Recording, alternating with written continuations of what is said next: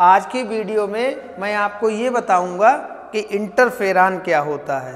बहुत ज़रूरी है, बड़ा संक्षेप में सरल शब्दों में समझाने वाला हूँ। देखिएगा, इसको समझिएगा। सबसे पहले ये समझिए कि इंटरफेरान की उत्पत्ति कहाँ से होती है, कैसे बनता है। बेटा ये है कि जब किसी व्यक्ति के शरीर में कोई भी वायरस यानी कोई भी विषाणु जब भी हमला करता है यानी संक्रमण करता है, तो वो कोशिका उस वायरस से बचने के लिए, उस विषाणु से बचने के लिए एक विशेष प्रकार की प्रोटीन बनाती है अपने अंदर, और इस प्रोटीन को हम लोग ग्लाइकोप्रोटीन कहते हैं। ग्लाइकोप्रोटीन प्रोटीन का एक प्रकार होता है। क्यों कहते हैं ग्लाइकोप्रोटीन? जब भी किसी प्रोटीन में कार्बोहाइड्रेट आके जुड़ जाए तो ऐसी प्रोटीन को हम लोग ग्लाइकोप्रोटीन कहते हैं। अब आप कहोगे ग्लाइको नाम लिखा हुआ तो कार्बोहाइड्रेट कैसे जुड़ा? ग्लाइको मतलब ग्लाइकोजन। अब ग्लाइकोजन किसका रूप होता है?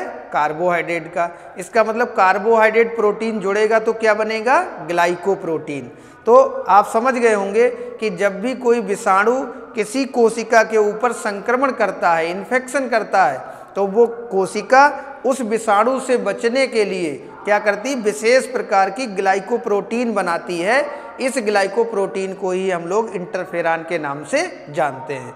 अब ये इंटरफेरान जब बनेगा तो जो वायरस हमारी कोशिकाओं पर, स्वस्थ कोशिकाओं पर संक्रमण कर रहा था, वो विषाणु अब बहुत ज़्यादा बैड इफेक्ट, बुरा प्रभाव नहीं डाल पाएगा, यानी उसके संक्रमण की दर बहुत कम हो जाएगी।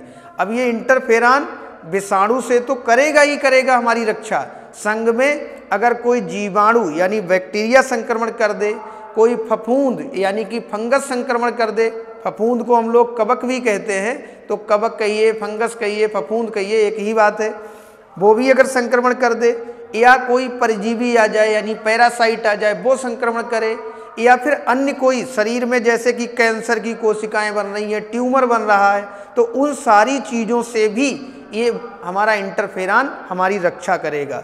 इंटरफेरान तुरंत ही सिग्नल देता है अपने से पास वाली कोशिकाओं को कि सब अलर्ट हो जाओ और इस संक्रमण को होने मत दो। तो इस तरीके से इंटरफेरान अपनी, यानी इंटरफेरान जिस कोशिका में बनेगा उस कोशिका और उसके आसपास की सारी कोशिकाओं को वायरस से भी, जीवाणु से भी, परजीवी से भी, ट्यूमर या कैंसर की कोशिकाएं जो भी संक्रमण होने जा रहा था ट्यूमर का, तो वो सारी चीज़ों से रक्षा करेगा। इसका मतलब हो गया कि interferon are the first body line of the defence against specially viral infection and as well as from the bacterial infection, fungal infection and tumour infection. बात समझ में आ रही? इसका मतलब कि शरीर की तरफ से सबसे पहले हमारी रक्षा करने के लिए जो चीज़ बनेगी उसका नाम ही क्या है? इंटरफेरान।